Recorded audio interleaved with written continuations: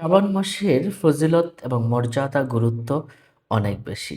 আল্লাহ সুবহানাহু ওয়া তাআলা ১২টি মাসের ভিতরে অন্যতম শ্রেষ্ঠ একটি মাস হলো এই শাবান মাসে।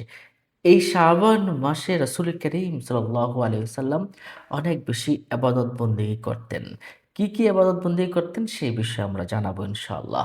সম্মানিত দর্শক ও শ্রোতা, এই শাবান মাসে আল্লাহ সুবহানাহু ওয়া তাআলা বাইতুল মুকাদ্দাসের পরিবর্তে কাবাকে কিবলা হিসাবে ঘোষণা করা হয়েছিল এই শাবান মাসে। রাসূলুল্লাহ সাল্লাল্লাহু আলাইহি ওয়াসাল্লাম শাবান মাসে সবচেয়ে বেশি নফল ইবাদত, নফল বন্দেগী, রোজা এবং নামাজ আদায় করতেন।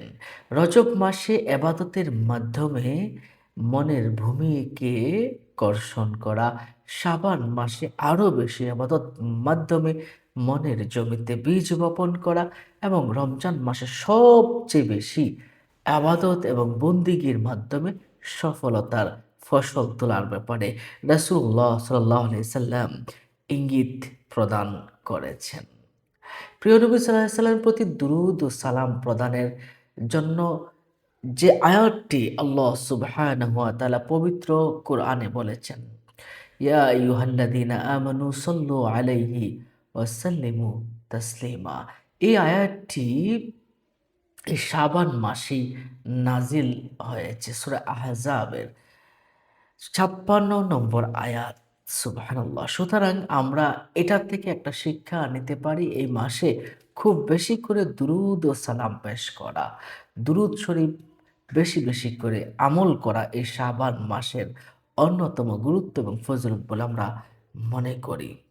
এ মাসে আমরা নফল রোজা, নফল নামাজ, কোরআন তেলাওয়াত, দুরূদ শরীফ, জিকির, আজকার, তাসবিহ, তাহলিল, দোয়া কালাম, দান সাদাকা, খায়রাত, উমরা, হজ ইত্যাদির মাধ্যমে এই মাসকে সফল, সার্থক এবং সাফল্যমণ্ডিত করতে পারি। সম্মানিত দর্শক ও শ্রোতা, রাসূলুল্লাহ সাল্লাল্লাহু আলাইহি সাল্লাম রজব ও শাবান মাস সবচেয়ে বেশি এই দোয়াটা পড়তেন। আয়েশা সিদ্দিকা রাদিয়াল্লাহু তাআলা আনহা থেকে আমরা পেয়েছি। আরও বেশ কয়েকজন সাহাবী এই দোয়াটা বর্ণনা করেছেন। আল্লাহুম্মা বারিক লানা ফি রজব ওয়া শাবান ওয়া বাল্লিগনা রমাদান। এটার সুন্দর অর্থ হলো, হে আল্লাহ, রজব ও শাবান মাস আমাদের জন্য বরকতময় করে দিন এবং রমাদান আমাদের জন্য নসিব করে দিন। মুসনাদে আহমদ এই হাদিস গ্রন্থে এই বিষয়টা এসেছে। সম্মানিত দর্শক ও শ্রোতা, তাহলে আমরা বুঝলাম এই শাবান মাসে রাসূল সাল্লাল্লাহু আলাইহি সাল্লাম রোজা রাখতেন। এই বিষয়ে আয়েশা সিদ্দিকা রাদিয়াল্লাহু তাআলা আনহা তিনি বলেছেন যে রাসূল করিম সাল্লাল্লাহু আলাইহি সাল্লাম অত্যধিক রোজা রাখা দেখে আমরা বুঝতাম যে এখন শাবান মাস চলছে। সুবহানাল্লাহি ওয়া বিহামদিহি। রাসূল সাল্লাল্লাহু আলাইহি সাল্লাম কমপক্ষে ২০টি রোজা এই শাবান মাসে রাখতেন। এখন প্রশ্ন হলো, আমি কোন দিন এই রোজাটা রাখবো? এই বিষয়ে আমরা বলতে পারি প্রতি সোমবার এবং বৃহস্পতিবার রোজা রাখা সুন্নাত এবং চান্দ্র মাসের ১৩, ১৪, ১৫ তারিখে আইয়ামে বীজের সুন্নতে রোজাও রয়েছে। সুতরাং এখানেই ৫টা হয়ে গেছে। এছাড়া ১, ১০, ২০, ২৯, ৩০ তারিখেও নফল রোজা রয়েছে। সম্মানিত দর্শক ও শ্রোতা, তাহলে রজব মাসে রাসূলুল্লাহ সাল্লাল্লাহু আলাইহি সাল্লাম ১০টি রোজা রাখতেন, শাবান মাসে কমপক্ষে তিনি ২০টি রোজা রাখতেন। নবীজি সাল্লাল্লাহু আলাইহি ওয়াসাল্লাম রমজান ছাড়া বছরের সবচেয়ে বেশি রোজা রাখতেন এই শাবান মাসে, যা হাদিস শরীফের মাধ্যমে আমরা পেয়েছি। নবীজি সাল্লাল্লাহু আলাইহি ওয়াসাল্লাম তিনি কখনো শাবান মাসে ২০টি রোজার কম রাখেননি। এই শাবান মাসে রাসূলুল্লাহ সাল্লাল্লাহু আলাইহি ওয়াসাল্লাম তাহাজ্জুদ নামাজ আদায় করতেন। প্রতি মাসের ১৩, ১৪, ১৫ তারিখ আইয়ামে বীজের রোজা এবং রমজানের শেষ দশক ইতিকাফ তিনি করতেন। জামিউস সগীর ও সহিহ বুখারীর 1975 নম্বর হাদিস শরীফে এই বিষয়টা এসেছে। রমজান মাসের প্রস্তুতির জন্য শাবান মাসের হিসাব রাখার বিষয়ে রাসূলুল্লাহ সাল্লাল্লাহু আলাইহি ওয়াসাল্লাম বলেছেন, তোমরা রমজানের জন্য শাবান মাসের চাঁদের হিসাব রাখো। সিলসিলাতুস সহিহা নামক গ্রন্থে এই বিষয়টা এসেছে। সম্মানিত দর্শক ও শ্রোতা, তাহলে এই মাসের আমাদের কি করতে হবে? মাসের চাঁদের হিসাব রাখতে হবে। চাঁদের হিসাব রাখলে কি হবে? আমরা বুঝতে পারবো যে আর কতদিন রমাদানুল কারীম রয়েছে।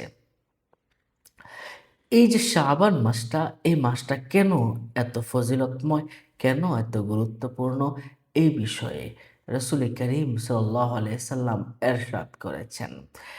এই শাবান মাসে এমন একটা রাত রয়েছে, যে রাতটা হলো নিসফু মিন শাবান।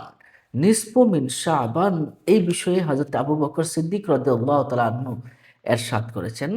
আন আবি বকর সিদ্দিক রাদিয়াল্লাহু তাআলা আনহু قال قال رسول الله صلى الله عليه وسلم قوموا ليلة النصف من شعبان فإنها ليلة مباركة فإن الله تعالى يقول فيها هل من مستغفر فاغفر له হাল মিন মুস্তারজিকিন ফাগফিরা লাহু ফারজুক লাহু।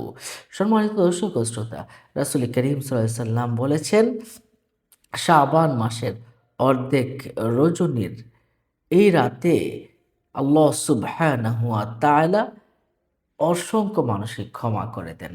এই রাতের শেষ ভাগে এসে আল্লাহ ডাকতে থাকেন, কে আছো আমার কাছে ক্ষমা চাবে, আমি ক্ষমা করে দিব। কে আছো আমার কাছে তোমার রিজিক চাবে, আমি তোমাদেরকে অঢেল অঢেল রিজিক দান করব। সুবহানাল্লাহি ওয়া বিহামদি। এই রাতটাকে আমরা শবে বরাত বলে ডাকি। আর এটা হাদিস শরীফের ভাষায় লাইলাতুন নিসফি মিন শাবান, অর্থাৎ শাবানের অর্ধেক মাসের রজনী। সম্মানিত দর্শক ও শ্রোতা, এই রাতে এই রাতে এবাদত বন্দিগি করার পরে রাসূল কারীম সাল্লাল্লাহু আলাইহি ওয়াসাল্লাম পরের দিন তিনি রোজা রাখতেন। সুবহানাল্লাহি ওয়া বিহামদিহি। তাহলে আমরা ইবনে মাজাহ শরীফের হাদিস শরীফে এই বিষয়টা কিন্তু পেয়েছি।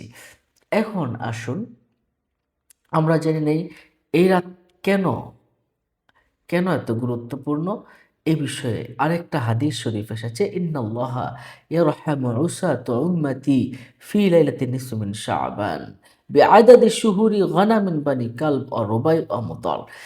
এই রাতে আল্লাহ পাক রব্বুল আলামিন এত পরিমাণ মানুষকে ক্ষমা করে দেন। বনু কালব, রুবাই এবং মুদার নামক গোত্র রয়েছে, তারা অনেক অনেক বেশি তাদের ছাগল ছিল। ওই ছাগল, অগণিত ছাগলের যত পশম আছে তার চেয়েও বেশি মানুষকে আল্লাহ পাক রব্বুল আলামিন এই রাতে ক্ষমা করে দিতেন। সুবহানাল্লাহি ওয়া বিহামদিহি। সম্মানিত দর্শক ও শ্রোতা, তাহলে এই রাত ইবাদত বন্দেগীর রাত, পরের দিন রোজা রাখার রাত, পরের দিন রোজা রাখার দিন। নিশ্চয়ই বিষয়টা বুঝতে পেরেছেন। রোজা রাখলে কি হয়? মান সামা ইয়াউমাল খামিস মিন শাবান লাম তামাসসুহুন নারু আবাদা। যে ব্যক্তি শবে বরাতের রোজা রাখবে তাকে দুজকের আগুন কখনো স্পর্শ করতে পারবে না। নিশ্চয়ই বিষয়টা বুঝতে পারছেন। আসুন আমরা এখন থেকেই আমরা প্রস্তুতি নেই, কি করে আমরা রোজা রাখবো। আমরা রোজা রাখার চেষ্টা করি যেন রমজান মাসে আমাদের কষ্ট না হয়। দান সদকা আমরা এখন থেকেই একটু একটু করে করার চেষ্টা করি। আমল, নামাজ, রোজা এবং তাহাজ্জুদ এখন থেকেই পড়ার চেষ্টা করি। সম্মানিত দর্শক ও শ্রোতা, আজ এ পর্যন্তই।